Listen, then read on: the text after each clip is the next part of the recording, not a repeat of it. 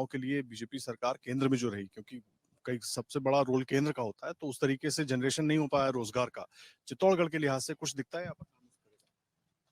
जो जैसा कि दीपक जी ने बताया कि युवाओं के लिए हमारे क्षेत्र में कोई काम नहीं हुआ या फिर केंद्र सरकार की कोई योजना यहाँ अमल नहीं हो पाई, तो मैं इनको एक बार वापस याद दिलाना चाहता हूँ कि लगातार हमारे आसपास की जो इंडस्ट्रीज है, इसके अंदर हमारे यहाँ के युवा नेता हो, चाहे हमारे प्रदेश अध्यक्ष जी हो, सांसद महोदय, वो लगातार मांग उठा रहे हैं और लोगों को सहयोग भी कर रहे हैं कि इन इंडस्ट्रियों के अंदर उनको रोजगार मिले। और रोजगार के लिए बहुत लंबे स्तर तक एक अमलीकरण भी हुआ है इसके ऊपर कि लोगों को रोजगार मिले और आगे से आगे हमारे चित्तौड़ शहर के युवा आगे बढ़े। चित्तौड़ में विकास के लिहाज से देखें, कितना बदलाव आप लोग देखते हैं? दूसरे शहर भी जाते होंगे, 2 बार से सांसद हैं सीपी जोशी, इस बार भी चुनावी मैदान में, कितना बदलाव दिखता है? केंद्र में तो बीजेपी की सरकार है, 2 बार से सांसद हैं, पिछली बार गहलोत साहब की सरकार थी, उसके पहले बीजेपी की सरकार राज्य में भी थी, तो 5 साल का गैप हम मान लेते हैं गहलोत साहब का रहा, लेकिन उसके आगे पीछे तो लगातार डबल इंजन की सरकार एक तरीके से रही, तो कितना विकास यहाँ पर? अगर आप केंद्र सरकार की योजनाओं को देखते हैं और अगर आप उनसे तुलना करना चाहते हैं, तो लगातार 10 साल से जो हमारे सांसद चित्तौड़ से हैं, विकास का अगर हम माने, तो आप चित्तौड़ रेलवे स्टेशन जो और चित्तौड़ का किला जो हमारे लिए सबसे बड़ा उदाहरण है विकास का। आज से पहले 10 साल पहले भी सांसद थे यहाँ पर,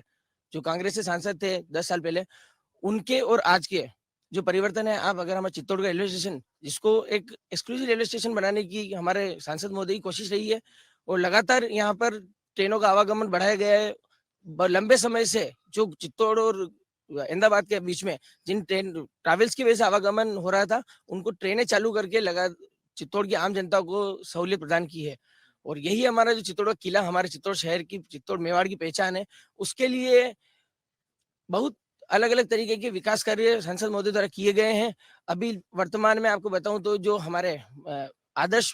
माँ पद्मिनी का जो इतिहास था, उस इतिहास के साथ कुछ छेड़छाड़ जो लंबे समय से थी, उनको वापिस सही करवा कर लाइट एंड साउंड शो के अंदर उसका निवारण करवाया है सांसद महोदय ने। और वापिस अभी लेटेस्ट जो चल रहा है उसके अंदर चित्तौड़ किले के ऊपर पर्यटन बढ़ाने के लिए रोपवे की व्यवस्था के लिए भी परमिशन हमारे सांसद महोदय लेके आए हैं अभी।